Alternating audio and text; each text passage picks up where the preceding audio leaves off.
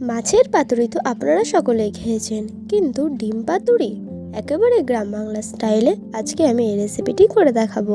By the way, আমি কোয়েল, আপনারা দেখছেন কোয়েল কুকিং। আজকের রেসিপি ডিম পাতুরি।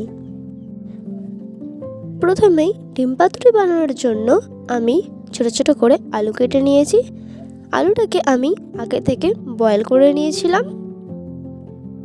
এবার আলুগুলোকে ম্যারিনেশন করে নিতে হবে। ম্যারিনেশনের জন্য দিয়ে দিচ্ছি 1 টিস্পুন হলুদ গুঁড়ো, 1 টিস্পুন লবণ ও 1 টিস্পুন মশলার পেস্ট এবং 1 টিস্পুন সর্ষের তেল।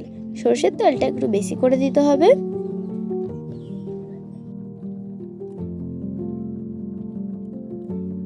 এরপর একইভাবে ডিমটাকেও ম্যারিনেশন করে নেব।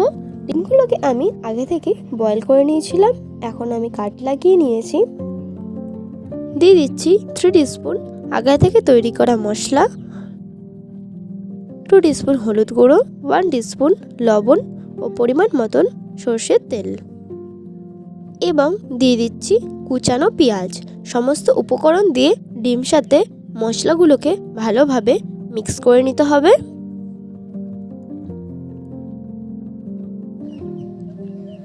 ম্যারিনেশন করা হয়ে গেলে নিয়ে নিচ্ছি আমি ফ্রেশ কলা পাতা। কলা পাতাকে আমি ভালোভাবে আগে থেকে জল দিয়ে ধুয়ে রেখেছি।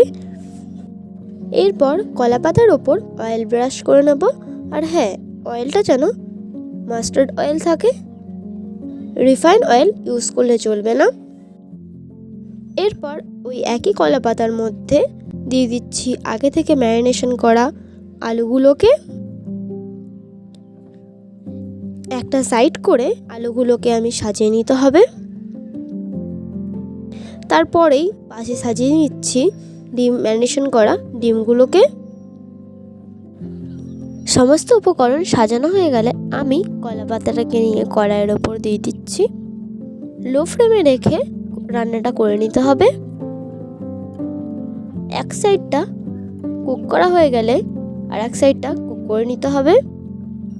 প্রায় 10 থেকে 15 মিনিট লাগবে এক সাইডটা কুক হতে। আমার এক সাইডটা কুক করা হয়ে গেছে। আমি এবার কলা পাতাটাকে অন্য একটা পাত্র নিয়ে উল্টে দেবো।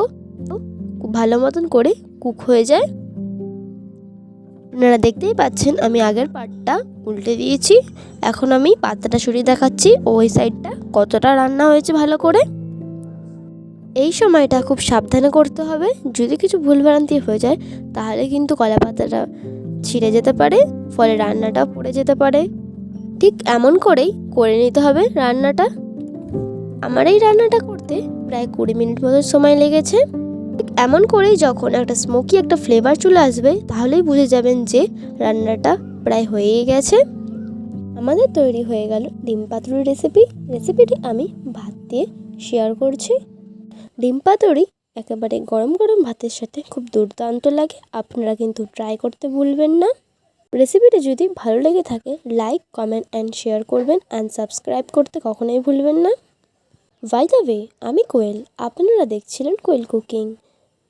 দেখা হচ্ছে আপনাদের সাথে নতুন রেসিপি নিয়ে নেক্সট এপিসোডে। ভালো থাকবেন, সুস্থ থাকবেন। বাই।